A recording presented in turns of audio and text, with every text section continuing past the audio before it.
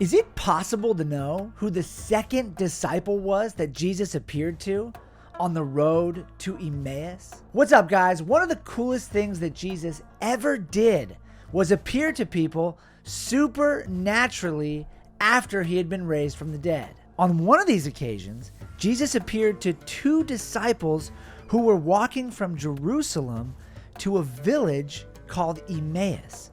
You can read about this in Luke chapter 24. Now, since Emmaus and Jerusalem are only about 7.5 miles apart, it makes sense that Jewish people who lived there during the first century, including followers of Jesus, would have gone to Jerusalem for the feastal holidays, including the Passover, which took place the same week as Jesus' crucifixion.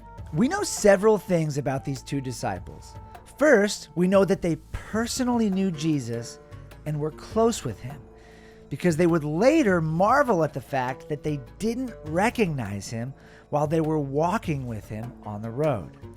Second, they were not part of the 12 leading disciples who Jesus also named apostles, but were part of the larger group of his followers.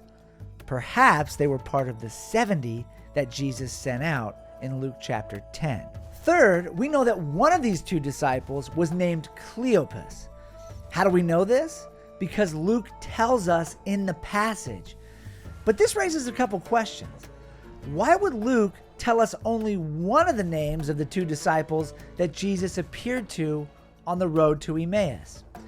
And two, is there any way of knowing who the second disciple was? While there have been many guesses and theories down through the years as to the identity of the second disciple on the road to Emmaus, including James, the brother of Jesus, Nathanael, Philip the evangelist, and even Nicodemus the Pharisee, there is another passage in Scripture that subtly sheds light on who the second disciple might have been. In John chapter 19, verse 25, we read this. Now standing by the cross of Jesus were his mother and his mother's sister, Mary, the wife of Clopas, and also Mary Magdalene. The two things you need to know about this passage are this. First, scholars and linguists are almost certain that the Clopas of John chapter 19 and the Cleopas of Luke chapter 24 are the same people. The reasons for this are too much to get into in this video, but if you're into that sort of thing, you can check out a podcast that we recently did where we dive into this issue. I'll provide a link at the end of this video. The second thing you need to know is this. The early church, as well as the Catholic Church and the Orthodox Church today, all believe that Cleopas was the younger brother of Joseph, the adoptive father of Jesus, and that his wife was also named Mary. Believe it or not, as many as 1 in 4 women in first century Judea had the name Mary. There are 7 different Marys in the New Testament alone. Thus, the Mary and Clopas who were standing at the cross alongside Mary, the mother of Jesus, were none other than her brother and sister-in-law. These were Jesus' aunt and uncle. And what do you know, this fact is confirmed by the church historian Hesychius, who wrote in the 2nd century that Cleopas and Mary were the uncle and aunt of Jesus. This was the father and mother of Jesus' cousin Simon, who eventually became the chief bishop of the church at Jerusalem shortly after the martyrdom of the disciple James, somewhere around 63 AD.